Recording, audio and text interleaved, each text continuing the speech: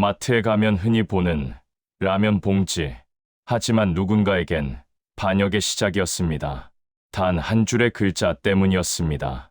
북한에서 18년을 바친 엘리트 대위, 3대째 군인을 지낸 그가 쓰레기 하나에 가문의 운명을 걸었습니다. 그가 봉지 속에서 본 것은 우리가 아는 상식이 아니었습니다. 그것은 평생 믿어온 조국이 무너지는 진실이었습니다. 12명의 대가족을 군용 트럭에 숨기고 지뢰밭으로 돌진해야만 했던 기가 막힌 사연. 라면 봉지 하나가 어떻게 12명의 운명을 바꿨을까요? 지금부터 그 충격적인 이야기를 들려드리겠습니다.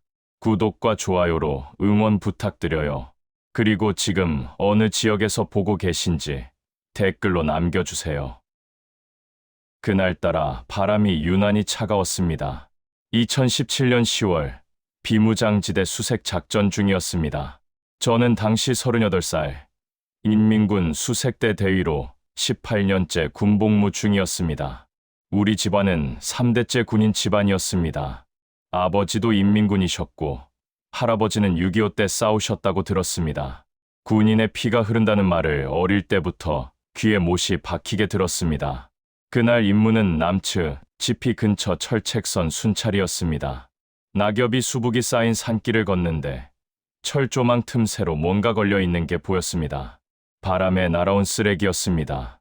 남쪽에서 넘어온 것들이 가끔 이렇게 걸려있곤 했습니다.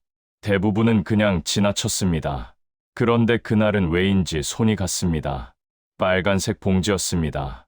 구겨지고 찢어져 있었지만 글씨는 선명했습니다. 농심 신라면. 유통기한 2019년 3월. 부산 공장. 저는 그 봉지를 한참 들여다봤습니다. 유통기한이라는 글자가 눈에 걸렸습니다.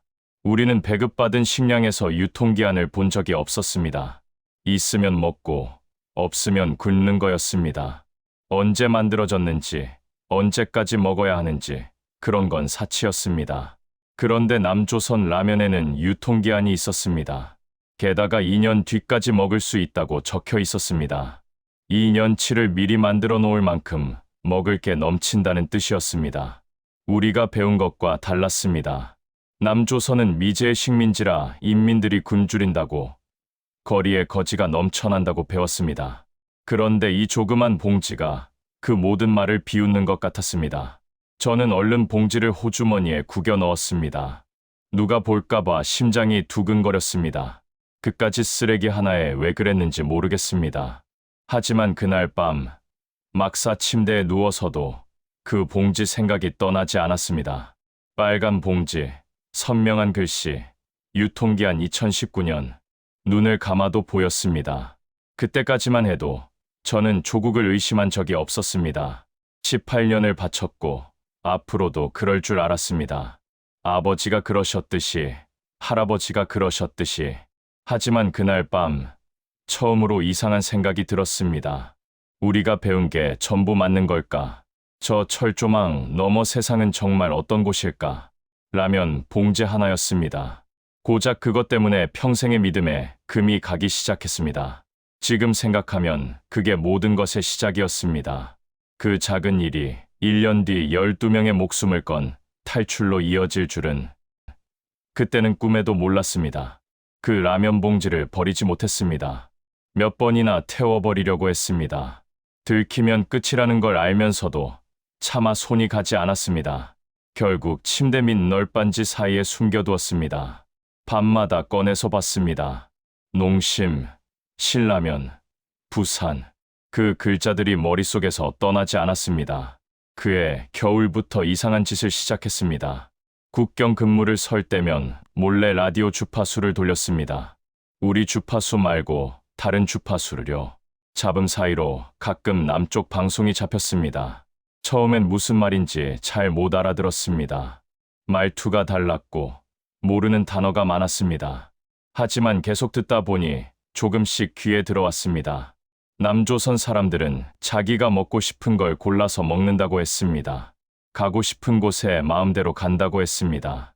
처음엔 선전이라고 생각했습니다. 우리가 하는 것처럼 저쪽도 거짓말을 하는 거라고요. 하지만 들으면 들을수록 이상했습니다. 너무 구체적이었습니다. 무슨 동네에 무슨 가게가 새로 생겼다. 무슨 음식이 유행이다. 그런 이야기들이었습니다. 거짓말치고는 너무 자세했습니다. 2018년 봄, 더 큰 짓을 저질렀습니다. 국경 지역에서 장사하는 중국 상인을 만날 기회가 있었습니다. 수색대 장교라는 직책 덕에 민간인 접촉이 가능했습니다. 저는 그 상인에게 돈을 쥐어주며 부탁했습니다. 남조선 영상이 담긴 USB를 구해달라고요. 손이 떨렸습니다. 이건 반역이었습니다. 들키면 총살감이었습니다. 일주일 뒤 그 상인이 작은 USB 하나를 건네줬습니다. 저는 그걸 군복 안주머니에 넣고 며칠을 벌벌 떨었습니다. 부대에 컴퓨터가 있었지만 쓸 수가 없었습니다. 감시가 너무 심했습니다. 결국 친한 부하 한 명에게 부탁해서 밤에 몰래 틀었습니다. 그 부하도 궁금했던 모양입니다. 둘이서 담요를 뒤집어 쓰고 작은 화면을 들여다봤습니다. 세상에, 입이 다물어지지 않았습니다. 남조선 드라마가 나왔습니다. 사람들이 넓은 집에서 살고 있었습니다. 냉장고에 음식이 가득했습니다. 그걸 보는 순간 고향에 계신 어머니 생각이 났습니다. 저 음식 한 숟갈만이라도 늙으신 어머니 입에 넣어드릴 수 있다면 눈시울이 뜨거워졌습니다. 자동차를 타고 다녔습니다. 거리에 불빛이 환했습니다. 가게마다 물건이 넘쳐났습니다. 뉴스 영상도 보았습니다. 하늘을 찌를 듯한 고층 건물들, 거울처럼 깨끗한 거리, 웃고 있는 사람들. 우리가 배운 굶주린 남조선은 어디에도 없었습니다. 그날 밤, 잠을 이룰 수가 없었습니다. 18년을 믿어온 것들이 무너져 내리는 느낌이었습니다. 우리가 목숨 걸고 지키는 이 체제가 뭔가. 우리 인민들은 굶어 죽어가는데 저 너머 사람들은 저렇게 사는 건가. 분노가 치밀었습니다. 누구한테 화를 내야 할지 몰라서 더 답답했습니다. 며칠 뒤 그 USB를 땅에 묻어버렸습니다. 더 보면 안 될 것 같았습니다. 함께 본 그 부하 녀석 얼굴을 볼 때마다 불안했습니다. 저 녀석이 나를 밀고 하면 어쩌나. 목숨을 나눈 사이인데도 의심해야 하는 현실에 가슴이 답답했습니다. 하지만 이미 본 건 지울 수가 없었습니다. 눈을 감으면 그 영상들이 떠올랐습니다.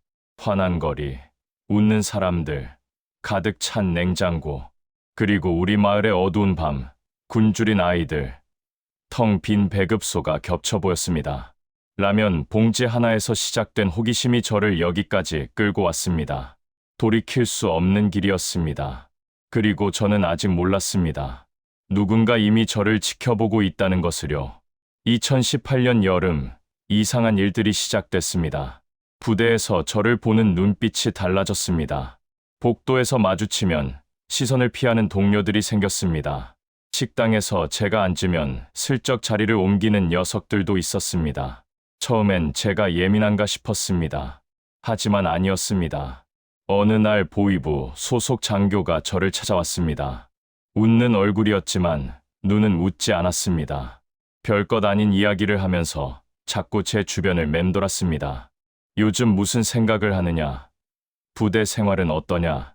라디오는 잘 나오느냐? 라디오라는 말이 나왔을 때 등줄기가 서늘해졌습니다. 그러더니 그 장교가 제 군복 주머니를 빤히 쳐다봤습니다. 거기엔 아무것도 없었지만 심장이 쿵쿵 뛰었습니다. 침대 밑에 숨겨둔 그 빨간 봉지가 떠올랐습니다. 우연이 아니었습니다. 저는 알아챘습니다. 찍혔구나. 그 무렵 부대 내에서 이상한 소문이 돌았습니다. 리처룽 대위가 요즘 말이 없어졌다더라. 혼자 멍하니 있는 시간이 많다더라. 누군가 저를 관찰하고 보고하고 있었습니다. 함께 USB를 봤던 그 부하였을까요? 아니면 다른 누군가였을까요? 알 수 없었습니다. 이 나라에서는 누구도 믿을 수가 없었습니다. 그해 7월, 휴가를 받아 고향에 다녀왔습니다. 평안북도 삭죽은 제가 나고 자란 마을이었습니다. 어릴 때는 그래도 살만했습니다. 배급도 나오고 명절이면 고기도 먹었습니다. 하지만 10년 사이에 마을은 폐허가 되어 있었습니다. 형을 보는 순간 가슴이 무너졌습니다. 탄광에서 일하던 형이 사고로 허리를 다쳤습니다. 제대로 된 치료는커녕 진통제 한 알 구하기 어려웠습니다. 형은 방구석에 누워서 천장만 바라보고 있었습니다. 형수는 형 대신 장마당에서 장사를 했지만 벌이가 시원찮았습니다. 조카들은 비쩍 말라 있었습니다. 12살 큰 조카 녀석은 또래보다 머리 하나가 작았습니다. 영양실조였습니다. 아버지는 더 늙으셨습니다. 68, 퇴역 군인이셨지만 다리를 절뚝거리셨습니다. 오래전 훈련 중 다친 부상이 제대로 낫지 않았습니다. 어머니는 고혈압이 있는데 약을 구할 수가 없었습니다. 어머니의 파르르 떨리는 눈꺼풀을 보며 남조선 라디오에서 들었던 말이 떠올랐습니다. 저쪽에선 약국에 약이 넘쳐난다고 했습니다. 가슴이 찢어지는 것 같았습니다. 아버지가 저를 보시더니 한숨을 쉬셨습니다. 철웅아, 요즘 동네에 이상한 사람들이 와서 너 얘기를 묻더라. 심장이 멎는 줄 알았습니다. 보위부가 고향까지 손을 뻗친 거였습니다. 저만 잡혀가는 게 아니었습니다. 이 나라에서는 연좌제가 있었습니다. 한 사람이 잘못하면 3대가 벌을 받았습니다. 제가 끌려가면 늙은 부모님도, 병든 형도, 어린 조카들도 전부 끝이었습니다. 정치범 수용소행이었습니다. 거기 들어가면 살아나오는 사람이 없었습니다. 밤의 마당에 나와 담배를 피웠습니다. 별이 쏟아지는 하늘이었습니다. 어릴 때 아버지와 함께 보던 그 하늘이었습니다. 6.25 때 할아버지가 이 마을을 지키셨다고, 우리 집안은 대대로 이 땅을 지켜왔다고 아버지가 말씀하시던 그 밤하늘이었습니다. 나라를 위해 목숨을 바치라던 그 말씀이 지금은 우리 가족을 죽이는 칼날이 되어 돌아오고 있었습니다. 그런데 지금 그 땅이, 그 체제가 우리 가족을 집어삼키려 하고 있었습니다. 이대로 있으면 다 죽는다. 그 생각이 머릿속을 떠나지 않았습니다. 가만히 앉아서 잡혀갈 수는 없었습니다. 제가 찍혔으니 시간이 없었습니다. 보위부가 저를 데려가기 전에 뭔가를 해야 했습니다. 손에 든 담배가 부들부들 떨렸습니다. 선택의 시간이 다가오고 있었습니다. 휴가 마지막 날 밤, 가족들을 한자리에 모았습니다. 부모님, 형과 형수, 누나와 매형, 아내까지. 아이들은 따로 재워놓았습니다. 방 안에 호롱불 하나만 켜고 둘러앉았습니다. 모두들 제 얼굴만 바라봤습니다. 뭔가 심상치 않다는 걸 눈치챈 얼굴들이었습니다. 저는 천천히 입을 열었습니다. 지금까지 있었던 일들을 말씀드렸습니다. 라면 봉지, 라디오, USB, 그리고 보위부가 저를 감시하고 있다는 것까지. 방 안이 얼어붙었습니다. 어머니가 입을 틀어막으셨습니다. 형수는 고개를 떨궜습니다. 아버지만 묵묵히 저를 바라보셨습니다. 제가 잡혀가면 여기 계신 분들 전부 끝입니다. 연좌제 아시잖아요. 아버지는 수용소에서 다친 다리로 돌을 날라야 하고, 어린 조카들은 평생 반역자의 자식이라는 딱지를 붙이고 짐승처럼 살아야 합니다. 정치범 수용소에서 살아 나온 사람 보셨습니까? 저는 거기서 말을 끊었습니다. 숨소리만 들렸습니다. 그리고 제가 준비한 말을 꺼냈습니다. 같이 나갑시다. 남쪽으로요. 어머니가 흐느끼기 시작했습니다. 누나가 어머니를 붙잡았습니다. 형이 힘겹게 몸을 일으켰습니다. 허리를 다친 형이 이를 악물고 저를 봤습니다. 철웅아, 내가 잡혀가면 우리도 끝이야. 어차피 같이 죽을 바에 한번 해보자. 형의 목소리가 떨렸지만 눈빛은 단단했습니다. 누나도 고개를 끄덕였습니다. 매형은 말없이 주먹을 쥐었습니다. 매형은 트럭 운전기사였습니다. 탈출에 꼭 필요한 사람이었습니다. 아내가 제 손을 잡았습니다. 군 병원 간호사인 아내는 누구보다 이 체제의 민낯을 잘 알고 있었습니다. 약도 없이 죽어가는 환자들을 매일 봤으니까요. 당신이 결정하면 따르겠어요. 아내의 손이 차가웠습니다. 마지막으로 아버지를 바라봤습니다. 3대째 군인 집안의 가장, 평생을 이 체제에 바치신 분이셨습니다. 아버지가 반대하시면 이 계획은 끝이었습니다. 긴 침묵이 흘렀습니다. 아버지는 벽에 걸린 낡은 군복과 훈장들을 한참이나 바라보셨습니다. 먼지가 수북이 쌓인 훈장이었습니다. 아버지가 천천히 입을 여셨습니다. 철웅아, 내가 평생 나라를 위해 살았다. 내 할아버지도 그러셨다. 근데 그 나라가 지금 내 새끼들을 죽이려 하는구나. 아버지의 눈에 눈물이 고였습니다. 평생 군인이셨던 아버지가 우는 걸 처음 봤습니다. 가자.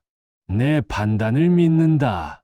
손주들만이라도 사람답게 살아야지. 어머니가 아버지 손을 잡으셨습니다. 두 분의 손이 주름투성이었습니다. 평생 고생만 하신 손이었습니다. 그 손을 보는데 가슴이 미어졌습니다. 이분들을 어떻게든 살려드려야 했습니다. 그날 밤 12명의 운명이 결정됐습니다. 부모님 2분, 형네 가족 4, 누나네 가족 3, 그리고 저희 가족 3, 어린 조카들까지 합쳐 12명이었습니다. 한 명이라도 잘못되면 다 같이 죽는 거였습니다. 하지만 돌아갈 곳은 없었습니다. 부대로 돌아가는 길, 버스 창밖을 바라봤습니다.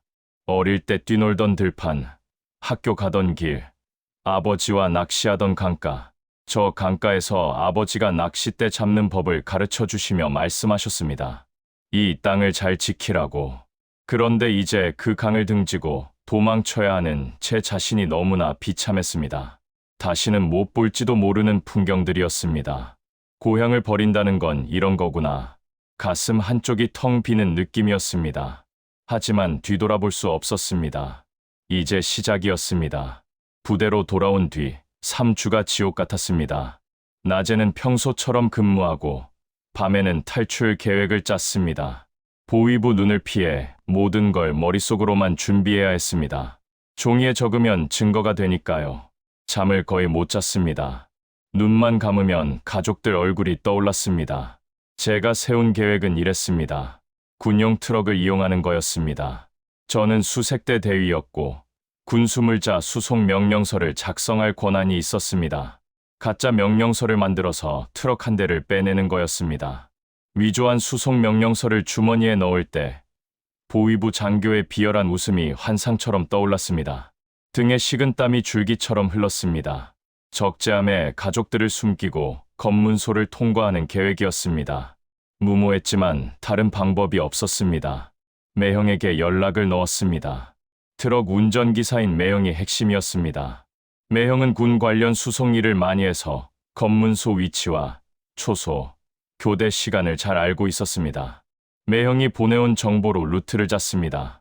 민통선 근처까지 가는데 초소가 3군데 있었습니다. 새벽 4시에서 5시 사이가 가장 경계가 허술하다고 했습니다. D-Day 일주일 전, 가족들을 한 명씩 민통선 인근 친척집으로 이동시켰습니다. 먼 친척 할머니 댁이었는데 외진 곳이라 눈에 띄지 않았습니다. 형은 장사하러 간다고 했고 누나네는 친척 집에 다녀온다고 했습니다. 12명이 한꺼번에 움직이면 수상하니까 나눠서 갔습니다. 심장이 터질 것 같은 일주일이었습니다. 트럭 적재함에는 이중 바닥을 만들었습니다. 매형과 함께 밤새 작업했습니다. 널빤지를 깔고 그 위에 군수물자 상자를 쌓았습니다. 아래 공간에 12명이 들어가야 했습니다. 좁았습니다. 어른들은 몸을 웅크려야 했고 아이들은 어른 사이에 끼어야 했습니다. 숨이 막힐 것 같은 공간이었습니다. D-Day 전날 밤, 친척집에 모인 가족들을 봤습니다. 아버지는 다리를 절며 마당에 서 계셨습니다. 어머니는 보따리 하나를 꼭 안고 계셨습니다. 뭐가 들었냐고 물으니 철웅이 어릴 때 사진이라고 하셨습니다. 가슴이 먹먹했습니다. 형은 허리가 아픈데도 이를 악물고 있었습니다. 조카들은 무슨 일인지도 모른 채 잔뜩 긴장한 얼굴이었습니다. 아이들을 불러 모았습니다. 6살 제 딸, 8살 조카, 12살 조카, 15살 조카, 4명이었습니다. 무릎을 꿇고 눈높이를 맞췄습니다. 내가 하는 말 잘 들어. 트럭에 타면 절대로 소리 내면 안 돼. 기침도 안 되고 울어도 안 돼. 알았지? 아이들이 고개를 끄덕였습니다. 6살 딸이 제 손을 잡았습니다. 아빠, 나 무서워. 가슴이 찢어졌습니다. 괜찮아. 아빠가 지켜줄게. 새벽 3시 트럭 시동을 걸었습니다. 12명이 적재함 바닥으로 들어갔습니다. 아버지를 부축해서 눕히고 어머니 옆에 자리를 만들었습니다. 평소 다리가 불편하신 아버지가 무릎을 가슴까지 끌어올려 웅크리셨습니다. 그 모습을 보며 자식으로서 가슴이 찢어졌습니다. 아이들은 어른들 사이에 끼웠습니다. 마지막으로 아내가 들어갔습니다. 아내가 제 손을 잡았습니다. 꼭 살아서 만나요. 저는 고개를 끄덕이고 널빤지 뚜껑을 덮었습니다. 그 뚜껑을 닫는 손이 차마 떨어지지 않았습니다. 엔진 소리가 어둠을 가르며 울렸습니다. 그 요란한 소리가 마치 온 부대에 내 반역을 알리는 종소리처럼 들렸습니다. 심장이 멎는 것 같았습니다. 핸들을 잡은 손이 떨렸습니다. 이제 돌이킬 수 없었습니다. 새벽 어둠 속을 달렸습니다. 헤드라이트 불빛만이 앞길을 비췄습니다. 백미러로 적재함 쪽을 봤습니다. 아무 소리도 들리지 않았습니다. 12명이 숨죽이고 있다는 게 믿기지 않았습니다. 제발 버텨달라고 속으로 빌었습니다. 첫 번째 초소가 나타났습니다. 심장이 목구멍까지 치밀었습니다. 차를 세우자 어린 병사 하나가 다가왔습니다. 갓 20살쯤 된 얼굴이었습니다. 수속 명령서를 내밀었습니다. 손이 떨리지 않게 힘껏 주먹을 쥐었습니다. 병사가 명령서를 훑어봤습니다. 어디로 가는 겁니까? 사단 본부로 긴급 군수물자 수송이다. 제 목소리가 평소보다 낮게 깔렸습니다. 병사가 고개를 끄덕이고 길을 열어줬습니다. 첫 관문을 넘었습니다. 두 번째 초소는 더 까다로웠습니다. 이번엔 저보다 한참 후배인 중위가 나왔습니다. 얼굴을 아는 사이였습니다. 리철웅 대위 동무, 이 시간에 어디 가시오? 목소리가 의심으로 가득했습니다. 속이 철렁 내려앉았습니다. 하지만 내색할 수 없었습니다. 눈을 똑바로 쳐다보며 말했습니다. 사단장 직속 특수임무야. 명령서 여기 있으니까 확인하고 싶으면 해. 대신 사단장한테 직접 전화해서 물어봐. 새벽에 깨워도 되겠어? 중위의 얼굴이 굳었습니다. 사단장이라는 말에 움찔하는 게 보였습니다. 저는 한 발 더 나갔습니다. 아니면 적재함 열어볼 테야. 군수물자 봉인 뜯으면 동무가 책임져야 해. 중위가 입술을 깨물었습니다. 잠시 침묵이 흘렀습니다. 제 심장은 터질 것 같았지만 눈빛은 흔들리지 않았습니다. 18년 군 생활이 이 순간을 위한 것이었습니다. 결국 중위가 한 발 물러섰습니다. 가시오. 손을 들어 길을 열어줬습니다. 적막한 새벽 공기를 가르며 차단기가 올라갔습니다. 그 날카로운 쇳소리가 마치 제 목을 치는 칼소리처럼 들렸습니다. 두 번째 초소를 지나자마자 온몸에서 힘이 빠졌습니다. 핸들을 잡은 손이 젖어 있었습니다. 하지만 긴장을 풀 수 없었습니다. 마지막 초소가 남아 있었습니다. 세 번째 초소에 다가갈 때쯤 적재함에서 작은 소리가 들렸습니다. 피콜로, 기침 소리였습니다. 피가 얼어붙는 것 같았습니다. 8살 조카였습니다. 기관지가 약한 아이였습니다. 제발, 제발 참아라. 속으로 외쳤습니다. 다시 콜록거리는 소리가 났습니다. 그러다 갑자기 소리가 멎었습니다. 누군가 아이 입을 막은 거였습니다. 초소 앞에 차를 세웠습니다. 이번엔 나이 든 상사가 나왔습니다. 명령서를 건네는데 손이 떨렸습니다. 상사가 명령서를 보다가 고개를 들었습니다. 적재함에서 소리가 난 것 같은데 심장이 멈추는 줄 알았습니다. 손수건으로 아이의 입을 틀어막은 형수의 손이 얼마나 떨리고 있을지, 숨을 참느라 얼굴이 파랗게 질렸을 조카의 모습이 눈앞에 그려져 미칠 것 같았습니다. 하지만 침착하게 대답했습니다. 길이 울퉁불퉁해서 상자가 흔들린 거요. 상사가 적재함 쪽을 힐끗 봤습니다. 시간이 영원처럼 느껴졌습니다. 상사가 다시 저를 봤습니다. 제 떨리는 손을 본 것인지 아니면 적재함 속 진실을 읽은 것인지 늙은 상사의 눈에 알 수 없는 빛이 스쳤습니다. 가시오. 그 한마디와 함께 묘한 미소를 지으며 길을 열어줬습니다. 온몸에 힘이 풀렸습니다. 악셀을 밟았습니다. 초소가 100m 속으로 멀어졌습니다. 3개의 초소를 다 통과한 거였습니다. 하지만 아직 끝이 아니었습니다. 진짜 지옥은 지금부터였습니다. 초소를 벗어나자 길이 험해졌습니다. 포장도로가 끝나고 비포장 산길이 시작됐습니다. 트럭이 덜컹거릴 때마다 적재함 쪽이 신경 쓰였습니다. 좁은 공간에서 흔들리는 가족들이 얼마나 고통스러울지. 하지만 멈출 수 없었습니다. 동이 트기 전에 철책선에 도착해야 했습니다. 그때 앞쪽에서 불빛이 보였습니다. 예정에 없던 검문이었습니다. 피가 싸늘하게 식었습니다. 트럭을 세우고 상황을 살폈습니다. 군인 대여섯 명이 차량을 세워놓고 검문하고 있었습니다. 적재함까지 열어보는 것 같았습니다. 이대로 가면 끝이었습니다. 우회해야 했습니다. 옆길을 봤습니다. 지뢰 위험 표지판이 서 있는 비포장 도로였습니다. 매형이 말했던 길이었습니다. 위험하지만 검문을 피할 수 있는 유일한 루트. 선택의 여지가 없었습니다. 핸들을 꺾었습니다.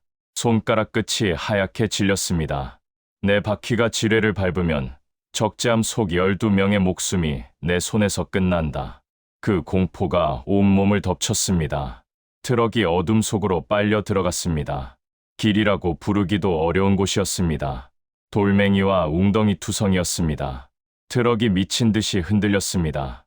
적재함에서 낮은 신음소리가 들렸습니다. 아버지의 신음이었습니다.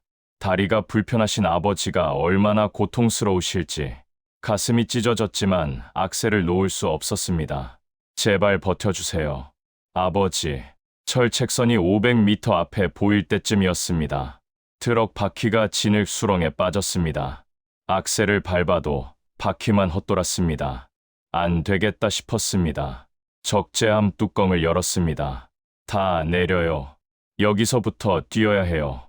가족들이 하나씩 기어 나왔습니다. 어머니가 비틀거렸습니다. 아버지는 거의 쓰러질 것 같았습니다. 아이들은 겁에 질린 얼굴이었습니다. 아버지를 업었습니다. 68살 아버지가 생각보다 가벼웠습니다. 평생 고생만 하신 몸이었습니다. 엎여 계신 아버지가 제 귓가에 대고 작게 읊조리셨습니다. 철웅아, 미안하다. 그 한마디에 다리에 없던 힘이 솟구쳤습니다. 형은 허리가 아픈데도 어머니를 부축했습니다. 매형이 어린 조카들 손을 잡았습니다. 아내가 딸을 안았습니다. 12명이 어둠 속을 달리기 시작했습니다. 뒤에서 소리가 들렸습니다. 거기서 심장이 얼어붙었습니다. 탐조등 불빛이 우리를 훑었습니다. 총소리가 났습니다. 땅, 흙먼지가 튀었습니다. 위협 사격이었습니다. 아이들이 비명을 질렀습니다. 뛰어, 멈추면 죽어. 저는 아버지를 업은 채 미친 듯이 달렸습니다. 다리가 불타는 것 같았습니다. 숨이 턱까지 찼습니다. 하지만 멈출 수 없었습니다. 철책선이 눈앞에 나타났습니다. 낮은 철조망이었습니다. 먼저 도착한 매형이 철조망을 들어 올렸습니다. 아이들이 먼저 빠져나갔습니다.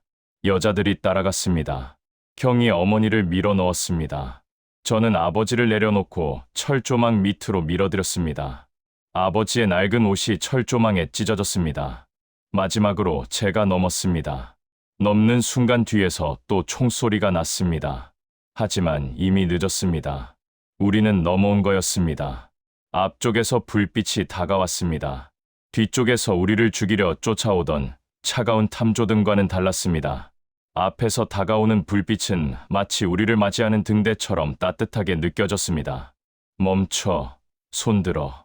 한국말이었습니다. 남쪽 군인들이었습니다. 저는 두 무릎이 꺾이며 땅에 주저앉았습니다. 우리는 귀순자입니다. 12명입니다. 전부 가족입니다. 그 말을 하는데 목이 메어 소리가 나오지 않았습니다. 12명 전원이 살았습니다. 기적이었습니다. 남쪽 군인들이 우리를 데려갔습니다. 담요를 덮어주고 따뜻한 물을 건네줬습니다. 총구 대신 손을 내밀어주는 군인은 처음이었습니다. 아이들이 겁에 질려 울었는데 젊은 병사가 무릎을 꿇고 눈높이를 맞추며 달래줬습니다. 평생 남조선 괴뢰군은 늑대 같다고 배웠는데 그 병사의 눈망울은 우리 조카들과 다를 바 없는 평범한 청년의 것이었습니다. 괜찮아. 이제 안전해. 그 말에 저도 모르게 눈물이 쏟아졌습니다. 하나원에서의 첫 아침이었습니다. 식당에 12명이 나란히 앉았습니다. 밥상 위에 라면이 올라왔습니다. 빨간 봉지였습니다. 농심 신라면. 매콤하면서도 구수한 냄새가 식당 가득 퍼졌습니다. 1년 전 차가운 비무장지대에서 몰래 코를 대고 맡아보려 했었던 그 향기가 이제는 제 눈앞에서 김을 내뿜고 있었습니다. 그걸 보는 순간 온몸에 전율이 일었습니다. 그 쓰레기 하나가 제 인생을 바꿨습니다. 그리고 지금 저는 그 라면을 직접 먹고 있었습니다. 아버지가 젓가락을 드셨습니다. 한 젓가락 드시더니 고개를 숙이셨습니다. 어깨가 떨리고 있었습니다. 평생 군인으로 사셨던 아버지가 라면 한 그릇 앞에서 우셨습니다. 어머니가 아버지 손을 잡으셨습니다. 조카들은 신기한 듯 면발을 후루룩 빨아들였습니다. 6살 제 딸이 말했습니다. 아빠, 이거 맛있어. 그 한마디에 가슴이 터질 것 같았습니다. 살았구나. 우리 가족이 살았구나. 지금도 가끔 그 새벽을 떠올립니다. 아버지를 업고 뛰던 그 순간, 등 뒤로 스치던 총소리, 철조망을 넘을 때 찢어진 아버지의 낡은 옷자락, 그 찢긴 자락은 우리 가문을 짓누르던 억압의 굴레가 벗겨진 흉터처럼 보였습니다. 그리고 우리를 맞이하던 따뜻한 불빛, 그 모든 게 라면 봉지 하나에서 시작됐습니다. 언젠가 통일이 되면 아버지와 함께 고향 땅을 다시 밟고 싶습니다. 할아버지 산소에 절 올리고 아버지가 낚시하시던 그 강가에도 가보고 싶습니다. 그날이 오기를 매일 기도합니다. 지금까지 저희 가족이 자유를 찾은 이야기였습니다.